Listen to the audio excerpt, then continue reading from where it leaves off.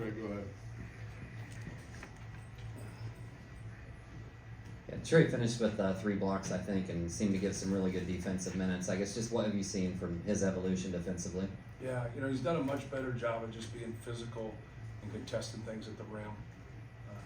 I thought he did a good job, you know, just not letting them get the basketball down there. A couple times they got it pretty deep. The one play that he made, that he came over when Taurus was taking Zach, and he came over and went over Zach to get that block, was huge. But it just gives us a different look, you know, gives us a physical presence in that position, gives us a guy who's, you know, been relentless on the boards and gets after it. And then when Mason comes in, you know, it's, you know, Mason brings that same physicality, but then Mason really stretches the defense with his ability to make threes and then be able to pass the basketball. Matt, we're always talking turnovers, and you guys didn't turn the ball over in the first half. Just what did you see from your guys to be able to take care of the ball like that? Well, obviously they're losing, you know, their leading scorer, you know, someone who gives them quickness, someone who can put pressure on the ball, can put, you know, pressure on the defense with his, you know, speed, quickness, ability to play make and shoot the basketball. And so I thought our guys did a good job of just, you know, moving the ball and taking what they gave us and trying to establish our guys on the interior. You know, we missed some shots around the rim in the first half, but we kept getting quality shots. I thought our effort was good. I thought our shot selection was good, and we just stayed with it. But you know, that's great to see. It's great to see that, you know, you win a big portion of the game without turning the ball over. Is this your most complete team at Purdue? Yeah, I would say so. If like you're able to rebound, like tonight wasn't a good rebounding game for us, and we out rebounded by 9, and only having 7 turnovers. But yeah, I would say so. I mean, when you have someone like Miles Colvin, you know, coming, you know, he shows what, you know, his ability to score the basketball. He's a guy that we struggle to get minutes. He's going to be a great player here. But yeah, we have a lot of depth, and you know, we got 3 guys that come off our bench that have started for us. And so it just kind of shows you we got, you know, a lot of options there. We just got to keep going. Matt, it's a special night, obviously the cancer thing, the game for that. What does that game mean to you each year and moving forward and seeing so many here people trying to help? Yeah, it's more for just, you know, what Norm Stewart started, you know, Coaches vs. Cancer, more than anything, just all the money that everybody across college basketball has been able to raise, you know, so hopefully someday find a cure. And you know, we're just trying to do a small part, just like everybody, and then you know, Coaches vs. Cancer, we need the suits and sneakers, and just everyone in this room has been affected by it. Everybody in the world's been affected by it. And you know, hopefully someday, like, you know, we can crack it and have a cure for cancer. You gave Miles 7 minutes tonight. You put him in there late in the second half and then took him back out. What was your choice to take him out there with like 4 minutes left? Because I was playing the guys that practice every day and help us win. So I think anytime you get there and, you know, giving guys, you know, opportunities to play. Carson Barrett and Sam King, Chase Martin, Brian Waddell, Will Bird, like, you know, they sacrifice a lot for our program, and anytime you're in this situation, you want them to be able to, you know, get an opportunity to play. You know, they do a lot for us in practice, so that was it. See, what you don't understand is I want to play all those guys all the time, but they only give me 200 minutes. So like, you're like, hey, you took this guy out. Well, I didn't take him out and not put somebody in. Like, that person's important just like the next person's important. Whether one guy's a walk-on, one guy's a starter, one guy's a sub, scholarship, it doesn't matter, they're a part of our team. So I just try to reward those guys at that moment when you can, you know, to try to help. Make sense? Coach, forgive kind of a simplistic question, but just how good is Lance Jones as an on-ball defender, just individually? Yeah. Oh, he was good tonight. You know, I thought he, you know, caused some problems, got a couple, you know, picks there at half court, and really got the crowd into it, got some energy. But I also think he did a good job in the half court of staying into it and not fouling. You know, sometimes you can get a little over aggressive, but if you're going to send him to the free throw line, it's, you know, it's counterproductive. So I think, you know, for him, he really helped us by, you know, just putting pressure on that basketball and making it hard for those guys, more than anything. But I thought that really sparked us. You know, those steals that he got, that really got us going. Matt, first 12 minutes, Zach doesn't score. He's not able to carry you guys offensively. But to say about where your team is at right now, that all these other guys kind of stepped up and carried Right. things offensively?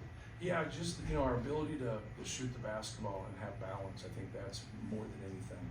Last year we did a really good job of generating good shots, but we weren't consistent shooters. And so like that, I think held us back a little bit, even though we had a lot of success. But, guys are picking their spots better and, just kind of taking what the defense gives them. And anytime you share the basketball and, there's nobody out there that they don't have to guard, right?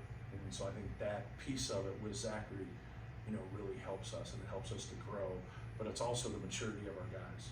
I think that's probably the thing that's went out. Like we're more confident, we're making more shots, but just the maturity of our guys, not to force things, especially after you hit a couple. Each guy, when you deal with the psyche of guys that are skilled, that can shoot, they're pretty confident, and sometimes that confidence, boils over a little bit into a bad shot or a bad play, and you'll see that.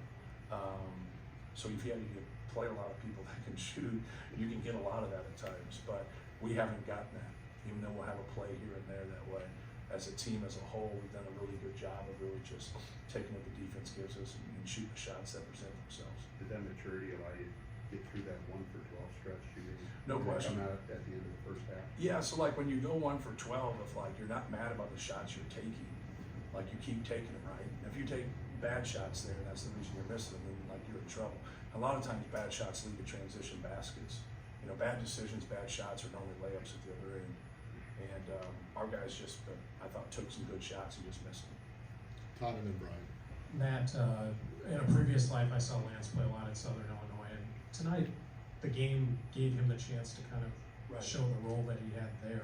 Right. Is the beauty of the portal kind of that? I know his role here is different. He's not going to be expected to do that every game, but the game, because he had a previous role, he can fall back on that. Right.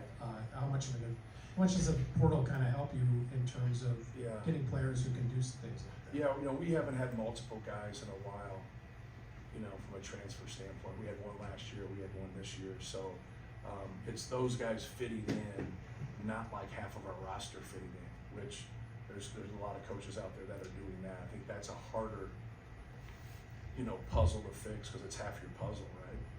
This is just, one piece of our puzzle, and that's what a lot of people don't sometimes grab is that, he went 7 for 16, but he organically got 16 shots. A lot of times people put that on the coach.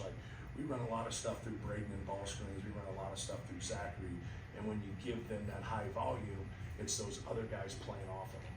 And Fletcher does a great job playing off of them. Trey Kaufman does. Mason Gillis does a fabulous job. And you want more, right? You want more of it. And so when it presents itself, that's when you got to be aggressive. He can drive the basketball. He got a switch a couple times tonight, and you just think, oh man, here comes a bad three. And he just drove the basketball right by Taurus Reed and got a layup. That understanding of when you do have that. A lot of times when you have mismatches in those situations, especially on the perimeter, when you attack, you're normally going to attack for a teammate because now they know, hey, here's a mismatch. They're going to give a little bit more help. We're going to shrink their defense.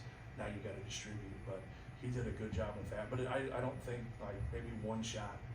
I thought he took all good shots, and that's what he's got to do. He's just got to take what the defense gives him, and don't worry about that.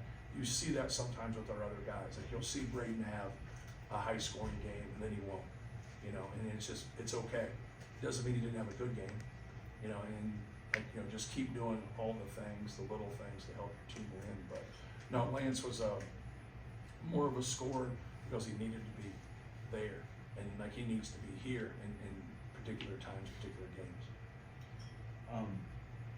You played some teams, this being one of them, have a lot of big interchangeable wings. Yeah. Your guards obviously aren't all that big. Mm-hmm. When they get caught in switches and things like that, no one seems to be taking advantage of them to the extent that opponents probably would like. Are you getting what you need out of Braden and Fletcher and them from a defensive perspective? Yeah, I And mean, the fight bigger guys. we veer off some ball screens. We do some different stuff. Terrence Williams is a big wing. He's played a lot of 4 for him, and now he plays the 3. So it's more, post up and when shots go up on rebounds. Like I thought they were pretty physical tonight, and I thought, you know, a couple times we didn't match that physicality, and they got some offensive rebounds. They got 14, we got 14, but we'd like to see that number be lower, you know, for your opponent. But you know, just try your best. Don't foul people.